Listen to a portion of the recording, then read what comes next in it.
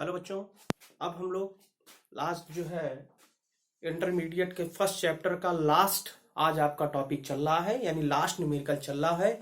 उसके बाद next day से मैं आपको सेकंड चैप्टर स्टार्ट करूंगा। ओके, तो यहाँ पर देखिए न्यूमेरिकल जो है आपके सामने क्वेश्चन दिया है कि calculate the number of electric line of force. Calculate the electric line of force originating from a charge of one, क्या है, कितना है, 1 कूलाम, यानी 1 कूलाम चार्ज से कितनी इलेक्ट्रिक लाइन ऑफ फोर्सेस यहां से ओरिजिनेट होंगी। तो electric line of forces originating from a given surface is called electric flux. इसका मतलब आपसे क्या पूछ रहा है, इलेक्ट्रिक फ्लक्स के बारे में यहां पर क्या कर रहा है, वो पूछ रहा है कि इलेक्ट्रिक फ्लक्स वहां से कितना ओरिजिनेट होगा। ठीक है बच्चों, तो इसका मतलब ये हुआ कि हमसे आपको फाई ई की वैल्यू पूछ रहा है, इलेक्ट्रिक फ्लक्स की वैल्यू, और चार्ज कितना दिया गया है, 1 कूलाम दिया गया है। ठीक है, तो सोल्यूशन हमारा कहता है, फार्मूला क्या है, electric flux equal to q upon epsilon naught होता है। ये क्या हो गया, गॉस थ्योरम हो गया। चार्ज क्या है, 1 हो गया। एप्सिलॉन नॉट की वैल्यू आपको पता है 8.85 इंटू 10⁻⁻12 हो गया। ठीक है बच्चों, पॉइंट हटाएंगे, डबल जीरो बढ़ जाएगा। देखिए 885 पावर ऊपर चला जाएगा, प्लस में हो जाएगा। इसको एक जीरो और दे दीजिए, तो 0000885 इंटू 10⁻11 हो जाएगा। और आप इसको जब डिवाइड करोगे बच्चों तो 1 टाइम जाएगा, लगभग 1.129 के करीबन आएगा। डिवाइड आप जब करोगे 1.129 इंटू 10⁻11, तो इतना जो है क्या नाम है, number of electric line of forces इतने ओरिजिनेट होंगे। ठीक है, इसका यूनिट हम इसलिए नहीं लिख रहे हैं क्योंकि इसमें पूछा कितना नंबर होगा, वैसे इलेक्ट्रिक फ्लक्स के ही बराबर उसका नंबर होता है, तो हम यहाँ इसके यूनिट के बारे में नहीं लिखेंगे, इतना ही लिख करके छोड़ देंगे। ठीक है, पॉज करके नोट करिए। ओके, नाउ नेक्स्ट क्वेश्चन देखिए बच्चों। अब ये अगला क्वेश्चन है, बहुत ही अच्छा क्वेश्चन है, आप इसको देखिए। और दूसरी बात, अगर आपने जो है, आपको जो मैंने electric field due to infinitely line charge के थ्रू जो मैंने इलेक्ट्रिक फील्ड बताया था, वहां पर जिस तरीके से मैंने एरिया वेक्टर को रिप्रेजेंट किया था, अगर ये कॉन्सेप्ट आपके दिमाग में होगा तो आप इस क्वेश्चन को बहुत ही इजीली वे में कर सकते हैं। कोई दिक्कत वाली बात यहाँ पर नहीं है। ओके, चलिए अब हम जरा इसको थोड़ा सा एक्सप्लेन करते हैं डायग्राम को, उसके बाद फिर इसके सोल्यूशन को बताते हैं। देखिए एक सिलेंडर हो गया, ठीक है। इस सिलेंडर में मेनली 3 सरफेसेस हैं। 3 सरफेसेस का मतलब हो गया, एक राइट हैंड साइड है, एक लेफ्ट हैंड साइड है, और एक कर्व सरफेस हो गया। ठीक है, तो राइट हैंड साइड में हमको पता है कि ये इसका क्रॉस सेक्शनल एरिया हो गया, इसके थ्रू इसका एरिया वेक्टर इस क्रॉस सेक्शनल एरिया के परपेंडिकुलर होगा। इलेक्ट्रिक लाइन ऑफ फोर्सेस देखिए इसके पैरेलल यहाँ पे अलोंग, यानी आपका राइट हैंड साइड निकल रही हैं। उसी के अगेंस्ट आपका यहाँ पे लेफ्ट हैंड साइड हो गया, और पूरे सिलेंडर की जो पूरी लेंथ है वो 20 सेंटीमीटर, हाफ पे इधर -10 सेंटीमीटर, हाफ पे इधर +10 सेंटीमीटर है। दोनों को कंबाइन किया गया तो वो कितना हो गया, 20 सेंटीमीटर हो गया। ठीक है, ये क्वेश्चन में गिवन है पूरा डायग्राम, और इसका जो रेडियस, क्रॉस सेक्शनल रेडियस जो है वो क्या है, 5 सेंटीमीटर हो गया। Electric field x is greater than 0, यानी अगर x इज ग्रेटर देन 0 हुआ, इसका मतलब वो वैल्यू हमारी क्या होगी, पॉजिटिव होगा। और पॉजिटिव जो इलेक्ट्रिक फील्ड दिया गया है, इसका मतलब वो राइट हैंड साइड का इलेक्ट्रिक फील्ड दिया गया है। आई कैप है, आई कैप यहाँ है, लेकिन ये निगेटिव एक्स एक्सिस में आ जाएगा आपका। देखिए यहाँ पर आपका जो है यहाँ माइनस होना चाहिए, ये माइनस निगेटिव एक्स एक्सिस का हो जाएगा, क्योंकि यहाँ x की वैल्यू लेस देन 0 हो गया, यानी निगेटिव में चला गया, ये निगेटिव एक्स एक्सिस का हो गया, यानी लेफ्ट हैंड साइड का हो गया। तो आपसे क्वेश्चन ये पूछ रहा है बच्चों कि what is the net outward flux through each flat surface. पहला क्वेश्चन पूछा है। दूसरा पूछा what is the flux through the side of the cylinder. तीसरा पूछा what is the net outward flux through the cylinder. और चौथा पूछा what is the net charge inside the cylinder. मतलब उसको कई पार्ट में बच्चों यहाँ पे पूछा गया है। ठीक है, तो हम पहली बात जो है हम पहले क्वेश्चन को यहाँ पे सॉल्व करते हैं, फिर दूसरे को सॉल्व करेंगे, फिर हम तीसरे को सॉल्व करते हैं, और फिर चौथे। पहला जो है कह रहा है what is the net outward flux through each flat surface. तो हमारा 2 फ्लैट सरफेस, एक फ्लैट सरफेस ये हो गया, एक फ्लैट सरफेस ये हो गया। ठीक है, तो सबसे पहले हम लोग इसके फ्लैट सरफेस करते हैं। एक्चुअली बच्चों आप लोग क्या करिएगा, इस क्वेश्चन को नोट कर लीजिए पॉज करके, और मैं सोल्यूशन को यहाँ पे मिटाना पड़ेगा बच्चों, इसलिए इसको मिटा करके यहाँ पे करते हैं। ठीक है, सोल्यूशन ये पूरा नोट कर लेंगे। सोल्यूशन देखिए पहला सोल्यूशन देखिए यहाँ पे, सोल्यूशन में नंबर 1 हो गया। हमसे पूछा आउटवर्ड फ्लक्स, पहला पूछा what is the net outward flux through the each flat surface. तो ईच फ्लैट सरफेस के लिए पहले हम आपका यहाँ पे राइट फेस का लेते हैं, देन उसके बाद किसका लेते हैं, लेफ्ट से। तो फॉर राइट फेस के लिए, राइट फेस के लिए हम लोग यहाँ पे इलेक्ट्रिक फ्लक्स निकालेंगे। Flux through right face equal to formula क्या होगा, ई डॉट क्या होगा बच्चों, डी ए या डेल्टा ए वेक्टर कर लेते हैं यहाँ पे। ठीक है, चलिए दोनों एक ही एक्सिस पर एंगल कितना बन जाएगा, 0 बन जाएगा। डॉट हटाते हैं तो भी कोई दिक्कत नहीं है, और डॉट रखते हैं तो भी कोई दिक्कत नहीं, क्योंकि दोनों एक ही एक्सिस पे है। 0 होगा, cos 0 वैल्यू क्या होगा, 1 हो जाएगा, इसलिए ई डॉट डी हो जाएगा।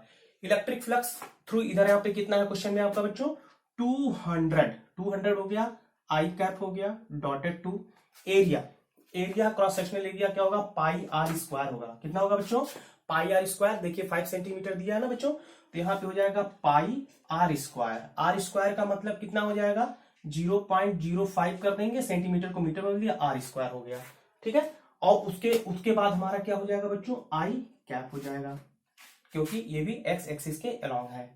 अब यहां पर देखिए आई डॉट आई की वैल्यू बच्चों कितना हो गया, 1 हो गया। तो ये हो गया 200 इंटू पाई की वैल्यू 3.14, इसका आप करेंगे स्क्वायर करेंगे तो ये हो जाएगा 25 और इंटू 10 पावर -2 हो गया। -2 क्या स्क्वायर करेंगे तो 4 आ जाएगा। ये देखिए -2 स्क्वायर करेंगे -4 हो जाएगा। और आई डॉट आई की वैल्यू कितनी हो गई बच्चों, आई डॉट आई की वैल्यू कितनी हो गई, 1 हो गया। आई डॉट आई की वैल्यू कितनी हो गई बच्चों, 1 हो गया। ठीक है, अब इसको आप मल्टीप्लाई कर लीजिए तो अगर आप इसको मल्टीप्लाई करते हैं तो आपका कितना आ जाएगा, यहां पर वैल्यू आ जाएगी, आई डॉट आई हो गया 3.14 हो गया, और ये हो गया आपका बच्चों 50। देखिए ये 2 जीरो से सेटिस्फाइड हो गया, देखिए ध्यान से, ये 2 जीरो से सेटिस्फाइड हो गया, तो ये हो गया 50 इंटू 314 इंटू 10 पावर -4। ठीक है, जीरो कैरी, ये हो गया 20, ये 7 हो गया, और 5 3 से 15 हो गया, इंटू 10 पावर -4 हो गया। तो 1 2 3 4 यहाँ आ गया, यानी 1.57 आ गया बच्चों।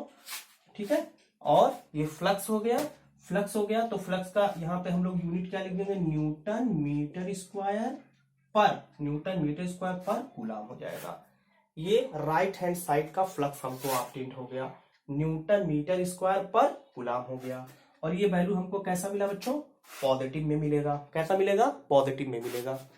ठीक है, कैसा मिलेगा, पॉजिटिव मिलेगा। इसको आप नोट कर लीजिए। ये हो गया आपका फॉर राइट फेस के लिए होगा, पॉज करके नोट करिए। अब दूसरा ये फॉर लेफ्ट फेस के लिए क्या होगा, देखिए बच्चों लेफ्ट फेस के लिए भी वही होगा। दूसरा ये पॉज करके नोट कर लेंगे। दूसरा ये for left face, LEFT, left माने इस तरफ आएंगे, तो यहाँ L लिख देंगे बच्चों। यहाँ कुछ नहीं करना है, यहाँ पे निगेटिव कर देंगे और यहाँ पर निगेटिव कर देंगे, तो माइनस माइनस क्या हो जाएगा, प्लस हो जाएगा। सारा पूरा सिस्टम वही चलेगा बच्चों। ठीक है, पूरा का पूरा सिस्टम वही चलेगा, इसमें कोई चेंजिंग हम लोग को नहीं करना है। तो राइट फेस के लिए जो वैल्यू आएगा वही हमारा किसके लिए आएगा, लेफ्ट फेस के लिए आ जाएगा। ठीक है, दोनों के लिए वैल्यू प्लस में आएगा। भले यहाँ साइन देखिए, अगर इलेक्ट्रिक फील्ड इसके लिए निगेटिव रखा है हमने क्वेश्चन में, देखिए आपका माइनस होगा, और एरिया के लिए भी यहाँ पे निगेटिव हो जाएगा, तो माइनस माइनस प्लस, यानी ये भी वैल्यू हमको क्या मिलेगी, लेफ्ट हैंड साइड के लिए भी प्लस वैल्यू मिल जाएगी। ठीक है, आप इन दोनों को नोट कर लीजिए, टोटल तो आपको बताऊं। ओके बच्चों, चलिए, तो ये पहले का सोल्यूशन है। पहले के 2 पार्ट थे, पहले का एक आपका राइट हैंड साइड हो गया, दूसरा लेफ्ट हैंड साइड हो गया। ठीक है, अब आइए क्वेश्चन नंबर दूसरा क्या पूछ रहा है, what is the flux through the side of cylinder. Side of cylinder का मतलब हो गया जो हमारा कर्व सरफेस होगी, यानी ये ये साइड होगा, ये सरफेस हो गया, ये साइड हो गया। तो यहाँ पे हम लोग जो फ्लक्स निकालेंगे ये दूसरा हो गया, दूसरा पार्ट हो गया। तो यहाँ के लिए देखिए कुछ करना नहीं है बच्चों, हम लोग को एक चीज याद रखना है कि यहाँ पे इस पूरी वैल्यू को हमको रखना ही रखना नहीं है, हमारा 2 ही लाइन में यहाँ पे सॉल्व हो जाएगा। वो देखिए कैसे हो जाएगा। फार्मूला देखिए हमारा इस तरीके से रहेगा। ये दूसरे का सोल्यूशन है बच्चों। पहले में 2 पार्ट था, एक लेफ्ट और राइट, वो दोनों सॉल्व कर दिया। अब ये दूसरा पार्ट हो गया, दूसरा क्वेश्चन का सोल्यूशन है। तो इलेक्ट्रिक फ्लक्स जो होगा फाई, सी मतलब कर्व सरफेस कर देंगे, फ्लक्स थ्रू कर्व सरफेस, सी मतलब कर्व सरफेस। अब जब डॉट प्रोडक्ट रहेगा तो कॉस आएगा, तो आपने पीछे पढ़ा ई डी ए कॉस थीटा होगा। लेकिन बच्चों यहाँ देखिए कितना कर्व सरफेस के थ्रू यहाँ एंगल कितना बन रहा है, 90 डिग्री बन रहा है ना। कर्व सरफेस के थ्रू एंगल यहाँ कितना बन रहा है, 90 डिग्री बन रहा है। तो यहाँ पे थीटा की वैल्यू कितना होगा, 90। तो E D A cos 90 degree, because of theta equal to यहाँ पर कितना बन रहा था, 90 डिग्री। तो कॉस 90 की वैल्यू क्या हो गया, 0 होगा। यानी सरफेस के थ्रू या कर्व सरफेस के थ्रू जो होगा फ्लक्स हमारा क्या हो जाएगा बच्चों, 0 हो जाएगा। ठीक है। तो आपसे पूछ रहा है कि net outward flux through the cylinder. ये पास करके नोट करिए दूसरा पार्ट। आइए तीसरा पार्ट आइए बेटा, तीसरा पार्ट देखिए। उसके बाद यहाँ पे नेट आउटवर्ड फ्लक्स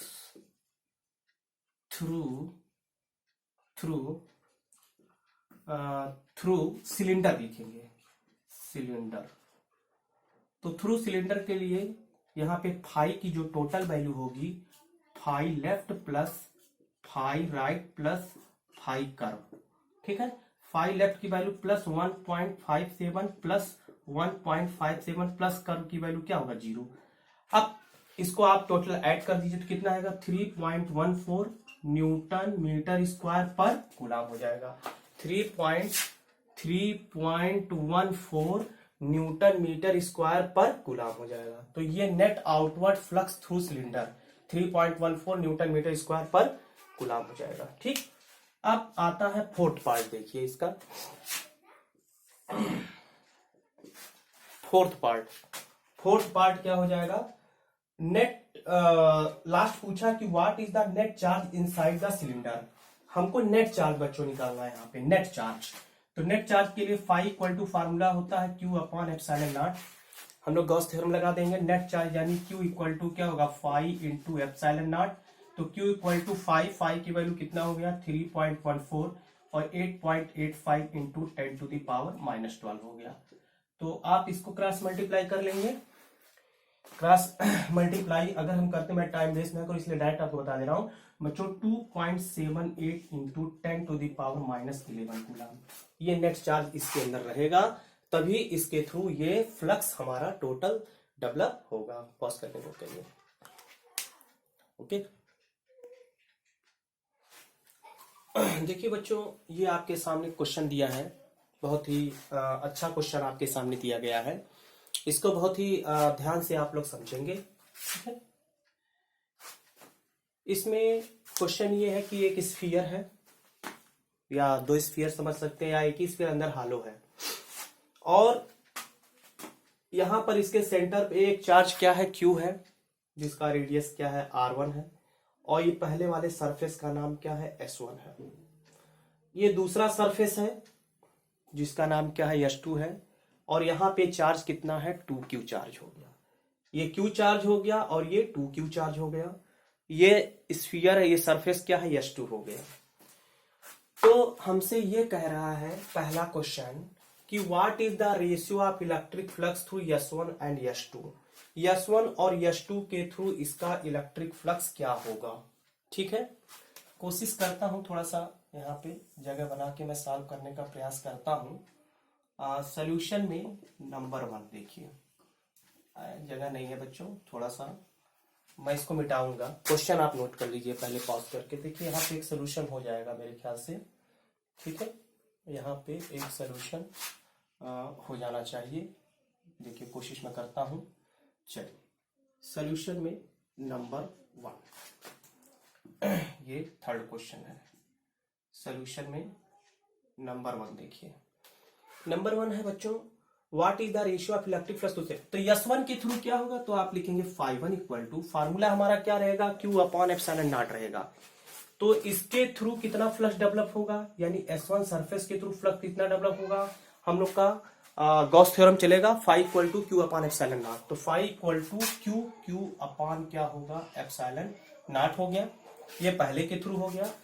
दूसरे के थ्रू कितना होगा, दूसरे के थ्रू क्या होगा, एंड फाई टू माने दूसरा सरफेस, ये तो चार्ज रहेगा ही रहेगा बच्चों, और साथ में इस चार्ज को भी इंक्लूड, यानी टोटल चार्ज हो जाएगा, यानी क्यू प्लस कितना हो गया 2q upon epsilon not, q plus 2q upon epsilon naught, तो टोटल कितना हो गया 3q अपॉन क्या हो गया एप्सिलॉन, यानी दूसरे सरफेस के थ्रू जो हमारा फ्लक्स डेवलप होगा, दूसरे सरफेस के थ्रू जो हमारा फ्लक्स डेवलप होगा वो कितना होगा 3q अपॉन एप्सिलॉन नॉट होगा, और पहले के थ्रू कितना होगा φ1 equal to q upon epsilon naught हो गया। ठीक है बच्चों, अब उसके बाद हमसे कह रहा है कि इसका रेशियो बताना है, पहले और दूसरे के थ्रू रेशियो कितना हो जाएगा, सो दैट देखिए बच्चों रेशियो कितना होगा φ1 अपॉन φ2, तो φ1 की वैल्यू कितना है बच्चों q upon epsilon not into, तो ये होगा 3q इंटू एप्सिलॉन नॉट, ये कैंसिल हो गया, q से q कैंसिल हो गया, तो कितना आ गया 1/3 हो गया,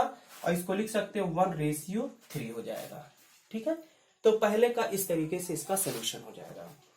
इसको पास करके आप लोग फट से नोट करिए, मिटा दूंगा नहीं तो अभी मैं। दूसरा क्या है कि अगर कह रहे हैं कि if a medium of dielectric constant k introduce in the space inside S1 के अंदर अगर हम किसी डाइलेक्ट्रिक मीडियम को रखते हैं S1 के अंदर, तो उसके थ्रू कितना फ्लक्स हो जाएगा, S1 के अंदर किसी डाइलेक्ट्रिक मीडियम को रखते हैं जिसका कांस्टेंट क्या है K है, तो S1 के थ्रू कितना यहां पर डेवलप होगा उसको देखिए। तो इसको मैं मिटा देता हूं बच्चों, दूसरे का सोल्यूशन देखेंगे आप लोग यहां से। अब देखिए ओके, तो इसके थ्रू फ्लक्स कितना डेवलप होगा, ये दूसरे का सोल्यूशन है, यहाँ पे दूसरा पार्ट है, इसका सोल्यूशन देखिए। यहां पर इसके थ्रू फ्लक्स डेवलप कितना होगा, अगर हम किसी डाइलेक्ट्रिक मीडियम को रखते हैं तो सीधी सीधी यहां पे देखिए हम लोग फाई डैश कर लेते हैं, क्योंकि φ1 φ2 इधर सब हो गया, फाई डैश कर लेते हैं। ये इंटीग्रेशन आपको बताया गया था, इंटीग्रेशन आप कंप्लीट सरफेस हो तो सर्किल बना देंगे, ई डैश डॉट क्या होगा डेल्टा ए वेक्टर हो जाएगा। ई डैश का मतलब आपको तब इलेक्ट्रिक फील्ड की वैल्यू रखना है जब डाइलेक्ट्रिक कांस्टेंट के को इंट्रोड्यूस करेंगे। ये इसके पहले अगर मैं केवल ई लिखूंगा तो समझो कि ये एयर था, इसके अंदर वैक्यूम था, यहां पर कोई भी डाइलेक्ट्रिक कांस्टेंट नहीं था, लेकिन जब डाइलेक्ट्रिक कांस्टेंट को यहां पर इंट्रोड्यूस करेंगे तो यहां पर ई डैश की जगह देखिए वैल्यू आ जाएगा बच्चों ई अपान क्या आ जाएगा के आ जाएगा, वेक्टर रहेगा, और यहां पर क्या रहेगा डी ए वेक्टर हो जाएगा। ठीक है बच्चों, आप उसके बाद बहुत ध्यान से समझिए, यहां पे हम लोग क्या करेंगे 1/k को बाहर कर लेंगे, integration E dot D A delta या डी ए भी लिख सकते, कोई दिक्कत नहीं है, डेल्टा है, ध्यान से समझिए। अब आप हमको ये बताइए बच्चों, ये पूरा किसके इक्वल होता है, बोलिए ये पूरा किसके इक्वल होता है, ये होता है q अपॉन एप्सिलॉन नॉट के इक्वल होता है, यानी गॉस थ्योरम के इक्वल होता है, यानी 1/k q अपॉन क्या होगा एप्सिलॉन, ये पूरा टर्म किसके इक्वल हो जाएगा q अपॉन एप्सिलॉन नॉट के इक्वल होगा, ये फाई हो जाएगा, फाई डैश होगा। इसका मतलब अगर S1 के अंदर किसी डाइलेक्ट्रिक कांस्टेंट को रखते हैं तो इसके थ्रू कितना फ्लक्स डेवलप होगा 1/k q upon epsilon naught हो जाएगा।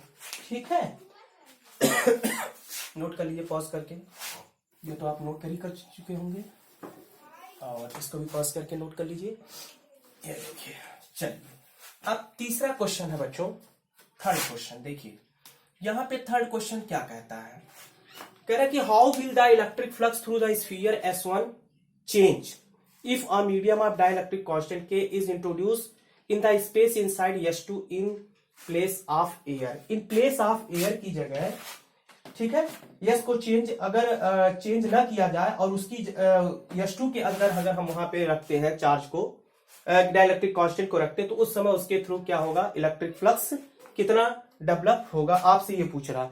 तो बच्चों तीसरे में कोई भी इलेक्ट्रिक फ्लक्स डेवलप नहीं होगा, क्योंकि कोई भी चार्ज यहाँ पे इनक्लोज नहीं रहेगा, कोई भी चार्ज जब इनक्लोज नहीं रहेगा तो उसके थ्रू कोई भी इलेक्ट्रिक फ्लक्स डेवलप नहीं होगा। तो सिंपल सा इसका आंसर लिखिए, मैं बोल रहा हूं, लिखिए द फ्लक्स थ्रू S1, तीसरे का आंसर लिखिए the flux through S1 does not change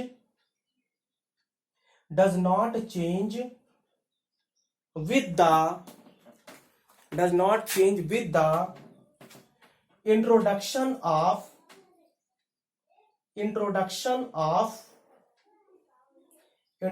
of dielectric medium,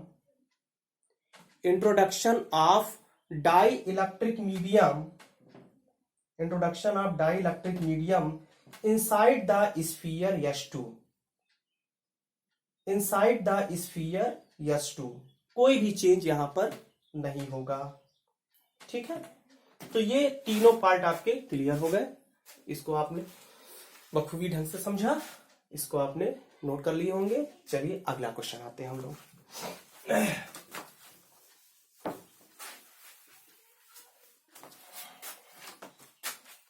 अगले क्वेश्चन की तरफ हम लोग बढ़ते हैं। देखिए बच्चों, अगला क्वेश्चन है, अगला क्वेश्चन क्या है, कह रहे consider a uniform electric field E. पहली बात तो क्वेश्चन में क्या गिवन है उसको लिखेंगे।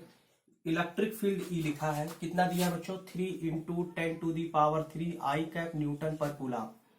Calculate the flux through the square surface है, सरफेस स्क्वायर है जिसका एरिया जो है आपको दिया है। सिंपली कह सकते हैं डेल्टा ए जो एरिया है हमको 10 सेंटीमीटर स्क्वायर दिया है, तो 10 × 10⁻⁻4 मीटर स्क्वायर हो गया। ठीक है, नंबर 1 आपसे पूछ रहा है फ्लक्स बताना। आपको क्या करना है, कैलकुलेट द फ्लक्स, यानी फाई की वैल्यू आपको फाइंड करना है पहले में, और दूसरे में भी फाई की वैल्यू फाइंड करना है, लेकिन एंगल 60 डिग्री पर। देखिए यहाँ पे सोल्यूशन क्या बताता है हमारा। सोल्यूशन नंबर 1, हमको फ्लक्स बताना है, तो फाई इक्वल टू फार्मूला होता है E dot delta A, formula हो जाएगा ई डी ए कॉस थीटा और ई डी ए कॉस, या कॉस 0 की वैल्यू तो 1 हो ही जाएगी यहाँ पे। देखिए क्यों 0 हो जाएगा, आप हमको ये बताइए। वाई जेड प्लेन का परपेंडिकुलर आपका क्या हुआ, यक्स हुआ, यक्स में क्या होगा, हमेशा आई कैप होगा। तो इतना हम ना करके सिंपली यहीं पे हम लोग यहीं पे इसको निपटा देते हैं। देखिए कैसे निपटा देते हैं। ठीक है, ई की वैल्यू बच्चों कितना है, ई की वैल्यू है 3 × 10⁻³ हो गया। ठीक है, मल्टीप्लाई 2, और इसका देखिए, इसका वाई जेड का परपेंडिकुलर क्या होगा, वाई जेड का परपेंडिकुलर यक्स होगा, यक्स में हमेशा आई कैप होता है, यानी 10 आ जाएगा। और सेंटीमीटर क्या हो जाएगा, सेंटीमीटर क्या हो जाएगा बच्चों, ये आपका सेंटीमीटर हो जाएगा -4, और आई डॉट आई हो गया, यानी आई डॉट आई हो जाएगा। तो आई डॉट आई की वैल्यू आपका कितना हो गया, 1 हो जाएगा। ये आपको अगर नहीं दिख रहा तो थोड़ा सा मैं इधर कर देता हूं। यहां पर देखिए, ये फाई की वैल्यू इधर कर देते हैं, ई की वैल्यू हो जाएगा 3 × 10⁻³ मल्टीप्लाई टू 10 × 10⁻⁻4 और आई डॉट आई। अब क्लियर हुआ बच्चों। अब देखिए यहाँ पे ये हो गया 30 × 10⁻, इसको सॉल्व करेंगे, 30 × 10⁻, यहाँ पे आप देखेंगे 330 एरिया है यहाँ पे। तो एक मिनट रुक जाएंगे, साइड हम लोग का दिया है क्या, स्क्वायर ऑफ एरिया दिया है, यानी एरिया पूरा हम लोग का क्वेश्चन में कुछ मिस्टेक है क्या, जरा एक बार मैं चेक कर लेता हूँ तुरंत, 2 मिनट लगेगा। ठीक है, यहाँ पे 3 × 10⁻³ हो गया एरिया। एक मिनट, थोड़ा सा यहाँ मिस्टेक ये हुआ है, -2 का स्क्वायर करेंगे तो -4 आएगा। एक मिनट मैं चेक करके फिर आपको बताता हूँ। ठीक है बच्चों, बुक में मिस्टेक दिया है, आप सही है, यहाँ एकदम सही है। 10 हो गया, सेंटीमीटर को मीटर में बदल लिया, 10⁻⁻2 उसका स्क्वायर है तो -4 हो जाएगा। ओके, तो आपका देखिए इसको हम यहीं पे सॉल्व कर देते हैं। तो 30 × 10⁻, कितना होगा, -1 हो गया। तो आपने देखिए -4, ध्यान से सुनिए, 3 × 10 = 30, -4 और 3 -1 हो गया, ये हो गया 3.0 हो गया। आई डॉट आई की वैल्यू कितना हो गया, 1 हो गया। अब ये आपका आ गया Newton metre square per coulomb आ जाएगा। ये आपका इलेक्ट्रिक फ्लक्स आ जाएगा। ये हो गया पहला। दूसरा आपका देखिए, पॉज करके इसको आप लोग कर लेंगे। दूसरा पॉज करके दूसरा सोल्यूशन देखिए, पहला हो गया, दूसरा देखिए, दूसरा देखिए। Solution number 2, phi dash equal to formula क्या बनेगा आपका, सीधी सी बात है, E D A EDA cos theta बनेगा बच्चों। E.DA की वैल्यू ऑलरेडी आप निकाल चुके हो, कितना है, कितना निकाले हो 3.0, और यहाँ से cos कितना हो गया 60 डिग्री, तो 3.0 इंटू कॉस 60 1/2 कैंसिल हो गया, कितना 1.5 आ गया, 1.5 न्यूटन मीटर स्क्वायर पर ये आंसर हो जाएगा। तो इस तरीके से यहाँ पे इलेक्ट्रिक फ्लक्स आ गया, normal to the plane makes angle 60 degree के थ्रू आ गया, और एक्स एक्सिस के अलावा है, और दूसरा आपका क्या हो गया, plane parallel to the Y Z plane के एक्सिस के आ गया। ठीक है बच्चों, तो इस तरीके से हम इसको सॉल्व करेंगे। आइए अगला कोई क्वेश्चन नहीं है, थोड़ा सा कॉन्सेप्ट आ गया है बीच में, उसको मैं बता देना चाहता हूँ, और उससे रिलेटेड अगर बोर्ड में क्वेश्चन आता है तो आप कर सकते हैं। देखिए यहाँ पे कॉन्सेप्ट है, आप कॉन्सेप्ट डाल दीजिएगा। कॉन्सेप्ट क्या है, बहुत ही गौर से समझिए, उसको मैं बता दे रहा हूँ, ध्यान से समझ लीजिए। जैसे मान लीजिए 2 प्लेट है, यहाँ पे एक प्लेट ये हो गई बच्चों, और एक प्लेट ये हो गई, ये पहली प्लेट हो गई, और ये सेकंड प्लेट हो गई, दूसरी प्लेट। इस प्लेट पर पॉजिटिव चार्ज है मान लीजिए, और इस प्लेट पर कैसा है, निगेटिव चार्ज है। तो आपके पास यहाँ पे give you 3 position, position 1, position 2 and position 3। Okay बच्चों, ये फर्स्ट पोजीशन हो गया, ये सेकंड पोजीशन हो गया, और ये थर्ड पोजीशन हो गया। तीनों पोजीशन पे आपको जो है यहाँ पे इलेक्ट्रिक फील्ड की वैल्यू बताना है इस प्लेट के कारण। तो देखिए फर्स्ट प्लेट है, पहले पॉजिटिव चार्ज से इलेक्ट्रिक फोर्स दूर होता है, तो आपका ये E1 हो गया। इसके थ्रू क्या होता है, निगेटिव की तरफ होता है, तो इसलिए क्या हो गया, E2 हो गया। और एवरी प्लेट पहला है, तो इसका सरफेस चार्ज डेंसिटी क्या हो गया, σ1, इसका सरफेस चार्ज डेंसिटी क्या हो गया, σ2 हो गया। पॉजिटिव चार्ज से क्या होगा, दूर हो जाएगा बच्चों, देखिए E1 होगा, और निगेटिव की तरफ हो जाएगा, तो ये आपका E2 हो गया। इसमें पॉजिटिव चार्ज से इधर दूर हो जाएगा, देखिए E1 हो गया, और निगेटिव की तरफ होता है, इसलिए क्या हो गया, E2। यहाँ एंगल कितना बन गया, 180, यहाँ एंगल कितना बन गया, 180 हो गया। यहाँ देखिए 180 डिग्री का एंगल, यहाँ 180 डिग्री। तो आपको तीनों पॉइंट पर इलेक्ट्रिक फील्ड की वैल्यू बताना है। तो पहली बात तो इलेक्ट्रिक फील्ड की वैल्यू हमको फर्स्ट है, तो नंबर फॉर फर्स्ट पोजीशन पर इलेक्ट्रिक फील्ड की वैल्यू हमको फाइंड करना है।